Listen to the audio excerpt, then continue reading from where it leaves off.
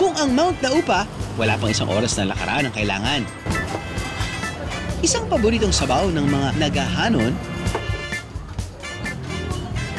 umaabot daw ng 24 oras bago maluto. Ito ang balbakwa, isang putahe na gawa sa balat ng baka. Aling mga unta! Pare mga biyano, dito tayo sa Yancy's Balbakwa. Sabi nila yung balbakwa na to ay may sweet and spicy. Alright? But, tikman muna natin yung sabaw. Aha! Yep. Yung una mong malalasahan, yung tamis. After 1 to 2 seconds, malalasahan mo na yung kagat, yung anghang. Kaya pala, sweet and spicy, tapos nun, maghahalo kayo ng ginamos na may medyo syempre konting salty.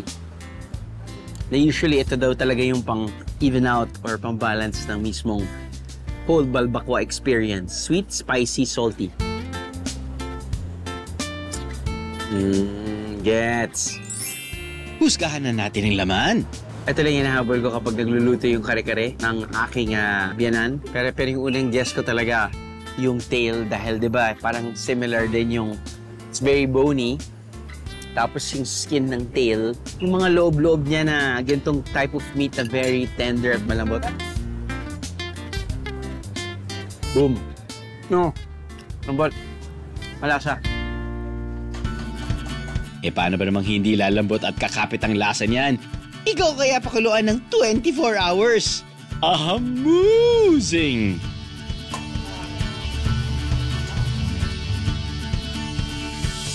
So, Nay, pagkatapos tanggalin ng buhok, ano ba usually pa tinatanggal? Buhok? Buhok.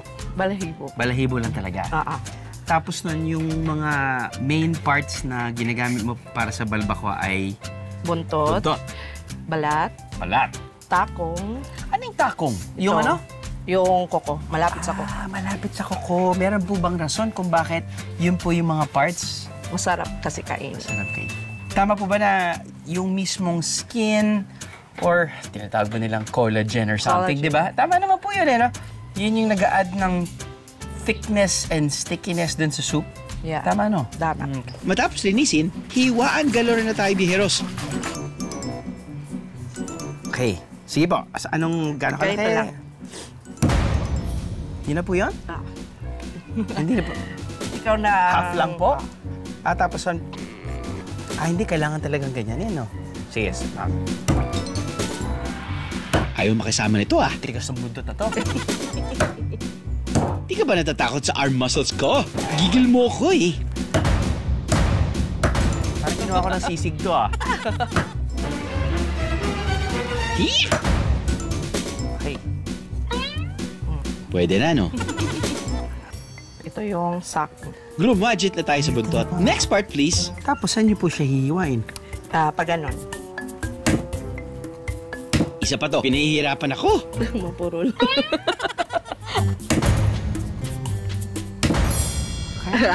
Ay, may nainip. Sige na, ikaw na, ate. Thank you. Yan. Kailangan lang talagang malakas. Kailangan malakas na malakas. Si ate yan, pinasikatan naman ako. This is how you do it. With passion. With strength. With unligigil. Palalambutin ang karne ng 24 oras sa kahoy para mas manuot ang smoky flavor.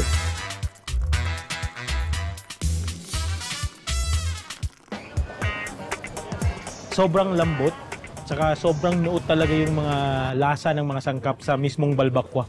Okay lang po yung presyo nila, kanang affordable lang, at ang mga pagkain nila ay masasarap po. Nabitig kayo sa biyahe? All you gotta do is just subscribe to the YouTube channel of GMA Public Affairs and you can just watch all the Behind the Drew episodes all day, forever in your life. Let's go! Yeehaw!